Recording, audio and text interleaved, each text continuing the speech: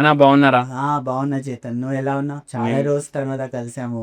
నా దగ్గర పేషెంట్లు వస్తారు కదా, ఆ, ఆ, ఈ మధ్య ఒక ఇద్దరు ముగ్గురు మీది బాగా తారీఫ్ చేసిండ్రు. ఆ, వాళ్ళకు కొంచెం ఈ ఎస్టీడీస్ ఉంటాయి కదా, అవును. ఆ ప్రాబ్లం తోటి చాలా పరేషాన్ అయి మీ కాడికి వచ్చిరాళ్ళు. ఆ, వస్తే వేరే ఫిజిషియన్స్ ఉంటారు కదా, వేరే స్పెషలిస్ట్స్, వాళ్ళు అన్నారు ఇంకా మీకు తగ్గదు ఇది, మీకు లైఫ్ టైం ఉంటుంది అనేసి వచ్చి మీరు మందులు ఇచ్చినాక వాళ్ళకి తగ్గింది. అవును, చాలా ఇంప్రెస్ అయినరు వాళ్ళు. అవును, అయితే దాంట్లో మెయిన్ నేను చూసిన, మీరు సక్సెస్ రేట్ మీది హర్పీస్ ఇన్ఫెక్షన్స్లో బాగా ఎక్కువ నాకు తెలిసి. అవును, అవును, చాలా ఉంది. మొత్తం ఇండియాలో అంటే నాకు ఇండియాలో అందరు డాక్టర్లు తెలియదు, కానీ తెలిసిన వాళ్ళ డాక్టర్లు అయితే మీ కాడే ఎక్కువ ఉంది సక్సెస్ రేట్. కరెక్ట్. నాకు ఇంకా గుర్తుంది, ఇది ఒక 6-7 months బ్యాక్ వాళ్ళకు 18 years నుంచి ఉండే ప్రాబ్లం. ఇక్కడ మొత్తం లీజన్స్ ఉండే హర్పీస్వి లిప్స్ మీద, హస్బెండ్కి వైఫ్కి ఇద్దరికి. వాళ్ళకు తగ్గింది. అండ్ వాళ్ళకు హస్బెండ్కి అయితే అల్సరేషన్ ఉండే పెనిస్ పైన కూడా, గ్లాండ్స్ పెనిస్ మీద. మీకు కేసు ఏది చెప్తున్నానో మీకు గుర్తు కూడా ఉండొచ్చు. గుర్తుంది. అయితే అసలు ఏంది, ఎట్లా తగ్గించిర్రు? మన హోమియోపతిలా ఉన్న మహిమ మీ నోటి ద్వారానే అందరికీ తెలియజేయండి మీరు.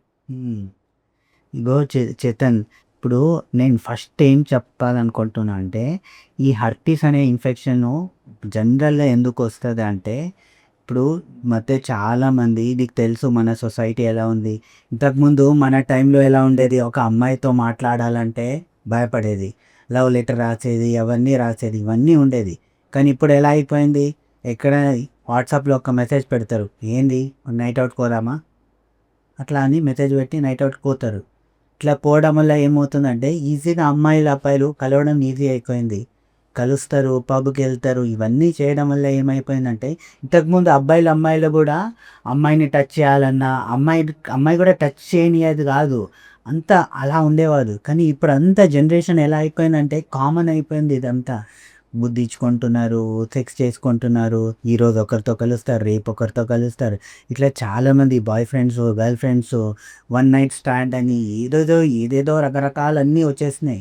ఇవన్నీ రావడం వల్ల ఇంకోటి ఏంటంటే, ఇప్పుడుండే జనరేషన్కి అందరికీ ఎలా అవుతుందంటే, కాండమ్స్, ప్రొటెక్షన్స్ ఇవన్నీ యూస్ చేయరు. ఎందుకంటే దాంట్లో మంచి ఫీల్ రాదు, ఒక ఎంజాయ్మెంట్ రాదు. ప్లస్ వీళ్ళకి ఇప్పుడు ఎలా అయిపోయిందంటే, ప్రజెంట్ సంతోషం ఏం వస్తుంది అది చూద్దాం, రేపు ఏమవుతుంది రేపటి గురించి ఆలోచిద్దాం, రోగాలు వచ్చినప్పుడు ఆలోచిద్దాంలే, ఇలాంటి మెంటాలిటీకి వచ్చారు ప్రతి ఒక్కరు. సో ఇలాంటి వల్ల ఏమైపోతుందంటే, ప్రతి ఒక్కరు అన్‌ప్రొటెక్టెడ్ సెక్స్ చేస్తున్నారు, ఎవరితో పడితే వాళ్ళతో కలుస్తున్నారు, ఎక్కడ పడితే అక్కడ బుద్ధిస్తున్నారు. ఇవన్నీ వల్ల ఈ మధ్య నువ్వు చూసి ఉండొచ్చు, ఈ ఓరల్ సెక్స్, బ్లో జాబ్ ఇవన్నీ కామన్ అయిపోయినాయి. ఇవన్నీ రీజన్స్ వల్ల ఈ హర్పీస్ ఇన్ఫెక్షన్ అనేది ఈజీగా స్ప్రెడ్ అవుతుంది. ఇలా స్ప్రెడ్ అవ్వడం వల్ల ఏమవుతుందంటే, వాళ్ళకి ఫస్ట్ ఆఫ్ ఆల్ ఈ హర్పీస్ ఇన్ఫెక్షన్ వచ్చిన వాళ్ళు వీళ్ళు ఏం చేస్తారంటే, ఫస్ట్ ట్రీట్మెంట్ తీసుకోరు. ఏదో ఒక ఫస్ట్ హర్పీస్ ఇన్ఫెక్షన్ వచ్చినట్టు నువ్వు చెప్పినట్టు చిన్న చిన్న పొక్కులాగా వస్తాయి. ఫస్ట్ మన అంగం మీద చిన్న చిన్న పొక్కులాగా వస్తాయి. ఆ పొక్కులు ఏం చేస్తాయంటే నీటి బుడుగులాగా అవుతాయి. దాని తర్వాత అది దాంట్లో నీళ్ళలాగా కారుతాయి. ఆ నీళ్ళలాగా కారినాక దాంట్లో మంట, నొప్పి ఉంటుంది. ఇంకోటి హర్పీస్ స్పెషాలిటీ ఏంటంటే, 2 రోజుల 3 రోజులు తగ్గిపోతుంది. ఎంత సీవియర్ ఇన్ఫెక్షన్ ఉన్నా 2-3 రోజుల్లో తగ్గిపోతుంది. ఆయన ఏమనుకుంటాడు, అరే ఇదేదో వేడి వల్ల వచ్చింది, ఏదో ఫంగల్ ఇన్ఫెక్షన్ వచ్చింది అని వదిలేసి లైట్ తీసుకుంటాడు. కానీ అది ఏమవుతుందంటే, మెల్లగా ప్రతిసారి కలిసినప్పుడల్లా వస్తుంది. దానికి కలిసినప్పుడల్లా ఆ పొక్కులాగా వస్తే 2 రోజుల్లో తగ్గిపోతుంది. ఇలా అవుతూనే ఉంటుంది. సో ఒక 6 నెలల సంవత్సరాల తర్వాత ఆయన రియలైజ్ అవుతాడు, అరే ఇది వేడి వల్ల రాలేదు, ఇదేదో ఇన్ఫెక్షన్ ఉందని. అప్పుడు ఆయన ఏం చేస్తాడంటే, వేరే డాక్టర్ దగ్గర వెళ్తాడు. అలాంటి డాక్టర్ దగ్గర వెళ్ళినప్పుడు ఏదేదో మందులు రాస్తారు, క్రీమ్ రాస్తారు, ఏది రాసినా కూడా తగ్గదు. ఎందుకంటే ఫస్ట్ ఆఫ్ ఆల్ మన హోమియోపతిలో ట్రీట్మెంట్ ఎలా ఉంటుందంటే, రూట్కి ట్రీట్మెంట్ ఇస్తాం. అంటే లోపల ఎక్కడ ఉన్నా కూడా దాన్ని క్లియర్ చేయడానికి మెడిసిన్ ఇస్తాం. ఈ హర్పీస్ ఇన్ఫెక్షన్ ఒకసారి వచ్చినాక అదేమవుతుందంటే, మన స్కిన్లో కనిపిస్తుంది. కానీ ఆ స్కిన్ నుంచి అది ఏం చేస్తుందంటే, నరాల లోపల ఉండిపోతుంది. నరాల లోపల సప్రెస్ అయి ఉంటుంది. సో అలాంటి కండిషన్ని మన హోమియోపతి మందులు ఏం చేస్తాయంటే, సో మనం ఆ పేషెంట్ వచ్చారు. ఆ పేషెంట్ వచ్చినాక నేను డీటెయిల్ కేసెస్ మినిమం ఒక గంట, గంటన్నర తీసుకున్న డీటెయిల్ హిస్టరీ. ఆ డీటెయిల్ హిస్టరీ తీసుకొని, ఆయన లక్షణాలు అవన్నీ తెలుసుకొని, ఆ మందులు ఇచ్చిన. మందులతో పాటు ఏం చేసినా అంటే వాళ్ళకి మంచి డయట్ చెప్పిన. ఎలాంటి డయట్ తింటే ఇది తగ్గుతది. రెండోది ఎక్సర్సైజ్ చెప్పిన. కంపల్సరీ మనకి ఎక్సర్సైజ్ ఉండాలి. ఎక్సర్సైజ్ చేస్తే ఏమవుతుందంటే బాడీలో బ్లడ్ సర్క్యులేషన్ మంచిగా అయ్యి, మెటబాలిజం మంచిగా అయ్యి, బాడీ ఇమ్యూనిటీ అనేది స్ట్రాంగ్ అవుతుంది.